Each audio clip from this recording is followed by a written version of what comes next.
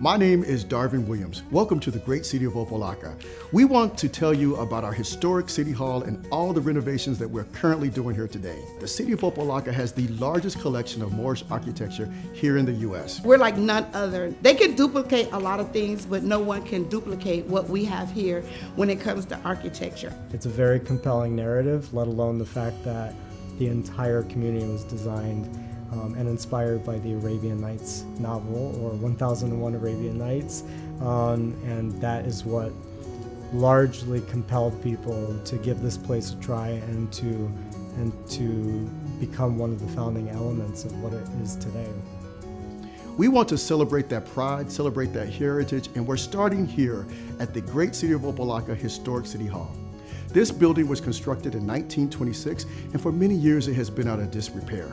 We are now revitalizing this iconic structure and transforming it into a museum and an event space. It's finally getting its new lease on life.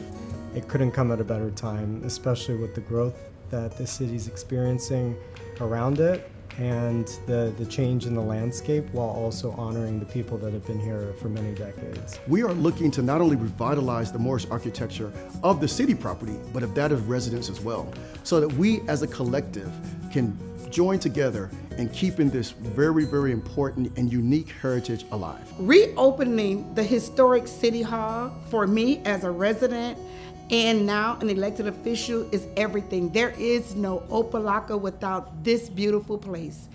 It is amazing. People come from all over to see this building, and for it to be a museum is even better. In addition to it just being awe-inspiring to look at and just magical as a palace that it is, there's so many different layers that people will be able to walk in and out of, to potentially go to a farmer's market at, to host a wedding at. It's going to be a place for memory. What a lot of people don't know is we've created a unique division, a building maintenance and beautification division. The sole purpose of this division is keeping our city beautiful and clean.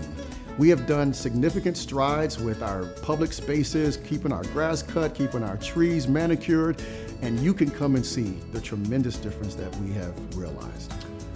In the 2 years that I've arrived and been living here with my husband in Opa Locka, there's definitely been a noticeable change in a really rounded, universal commitment to what beautification and capital improvement looks like. Our streets are getting repaved, sidewalks are being put in, trees are being planted, park spaces and fences are being redone, rehabbed.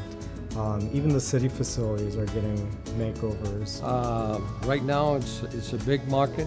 As we know, there's a lot of construction that has been going on for the last 2-3 years, which is definitely a good impact. It's a great impact for the city, and it's definitely going to benefit every local businesses.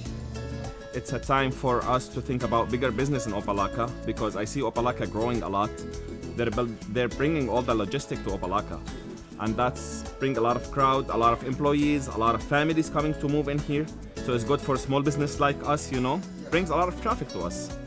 My name is Kenneth Otley. I'm the interim chief of police for the city of Opa Locka. I've been here since June of 2022, and I'm currently loving my job. We've had a historically low crime rate, 55 days without a major incident, and we achieved that through community interaction. Our officers are out in the street every day, obviously on patrol. We have our cruise lights on, our windows down. The community sees us. They see how we interact with them. They see how we are constantly responding in short time to all of the crime here locally in the city. Opa Locka today is a whole different city. We're talking about security. We're talking about a nice clean area. We're talking about you walking in the street with no fear. So I think the residents and the bad actors in the city, they recognize that if they do something wrong, that they're gonna get caught, and because we're on the spot. Its police department is and has been committed to ensuring that there are progress reports being provided so that residents know just how much it has changed in the last 10 years or so. You call them, they're right there on point, and which is a main factor to be able to conduct a legit business. The thing that strikes me the most about what makes this place so unique and so exceptionally beautiful to be a part of is the fact that You know, so many encourage you to be engaged, to be civically involved in what you have kind of at your doorstep, in your backyard. This is a place that you really can make an impact, and the people that I've been lucky enough to get to know that are my fellow neighbors and community leaders are some of the most kind and humbled people to be welcomed by, to be embraced by, to be encouraged, to be engaged, and to make a difference. The beautiful thing about the initiative that we're undertaking is that it is hand in hand and lockstep with our residents. We have workshops, we do outreaches, we do community engagement so we can get the opinion of our residents every step of the way. As the city manager of this great city of Opa Locka, I'm excited about the role that our residents, that our community, that businesses and investors can play in our revitalization of our city.